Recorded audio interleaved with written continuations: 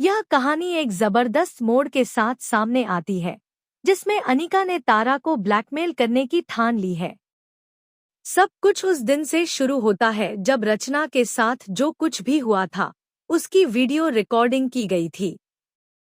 अब अनिका उसी वीडियो का इस्तेमाल कर रही है तारा को अपने इशारों पर नचाने के लिए। वह तारा से मांग करती है, मुझे रचना का वो वीडियो चाहिए। तारा हक्की बक्की रह जाती है और पूछती है, क्यों कर रहे हो ये सब? लेकिन अनिका अब कमजोर नहीं है। वह साफ शब्दों में कह देती है, अभी तो आपको अपनी बेटी की इज्जत बचाने के लिए मुझसे भीख मांगनी है। सीरियल की कहानी में यह एक बहुत ही धमाकेदार ट्विस्ट है, जहां तारा अब पूरी तरह अनिका के जाल में फंसती नजर आती है। अनिका का इरादा साफ है, वह तारा से वही करवाना चाहती है जो वह चाहती है। तारा के लिए यह एक बड़ा झटका है, लेकिन वह मजबूर है क्योंकि उसकी बेटी की इज्जत दांव पर लगी है। दूसरी ओर कहानी में पिछली पार्टी का जिक्र आता है, जहां तारा ने सरू की सरेआम बेइज्जती की थी। न केवल उसने उसे अपमानित किया बल्कि पार्टी से धक्के मारकर निकाल भी दिया। लेकिन सरू भी कोई कमजोर लड़की नहीं है। जाते जाते वह तारा को खरी खोटी सुनाकर जाती है और साथ ही वेद को भी नहीं बख्शती। सरू की बातों से वेद भी काफी आहत होता है और उसके जाने के बाद टूट जाता है। अब अनिका को समझ में आता है कि वेद धीरे धीरे उसके हाथ से फिसल रहा है। ऐसे में वह चालाकी से उस लड़के के पास जाती है जिसने रचना के साथ बदतमीजी की थी। अनिका उससे पूछती है, तुमने उस दिन वीडियो रिकॉर्डिंग की थी ना? लड़का जवाब देता है, हाँ, की थी। अनिका वह वीडियो हासिल कर लेती है और फिर सीधे तारा के पास जाती है।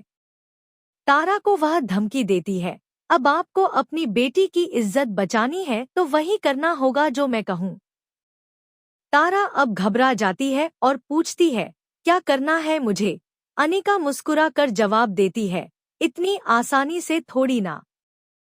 पहले मुझसे माफी मांगनी होगी, उसके बाद बताऊंगी आपको क्या करना है। तारा के पास कोई रास्ता नहीं बचता और वो मजबूरी में माफी मांगने को तैयार हो जाती है। यहाँ यह साफ हो जाता है कि यह पूरा प्लान अनिका की नानी का है। उन्होंने ही यह पूरा ब्लैकमेलिंग प्लान बनाया है ताकि वेद और अनिका की शादी हो सके। नानी की चालें बहुत गहरी हैं। उन्होंने सोचा है कि अगर तारा को मजबूर किया जाए तो वह खुद अपनी बेटी के माध्यम से वेद और अनिका की शादी को स्वीकार कर लेगी।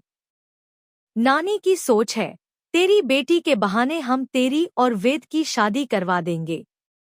अब अनिका खुद तारा से कहने वाली है, मैं वेद से शादी करना चाहती हूँ। लेकिन क्या तारा इतनी आसानी से मान जाएगी? क्या वो हार मान लेगी या फिर कोई नया प्लान बनाएगी? एक और संभावना यहाँ पर बनती है, क्या सरू फिर से कहानी में वापसी करेगी? क्या वह अनिका की जगह मंडप में बैठ जाएगी? इस बात की कोई गारंटी नहीं, लेकिन दर्शकों के लिए यह एक बड़ा सवाल है कि आखिर वेद की शादी किससे होगी, अनिका से या सरू से? सीरियल अब बेहद रोमांचक मोड़ पर आ चुका है।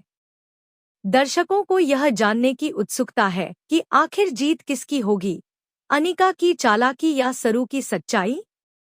क्या तारा अपने घमंड को त्याग कर सच का साथ देगी या फिर अनिका के सामने झुक जाएगी? यह कहानी सिर्फ बदले, ब्लैकमेल और शादी की नहीं है, बल्कि यह उस मानसिक लड़ाई की भी है जिसमें हर किरदार अपनी अपनी चालें चल रहा है। तारा, जो कभी दूसरों को नीचा दिखाने में कोई कसर नहीं छोड़ती थी, अब खुद एक बड़ी सा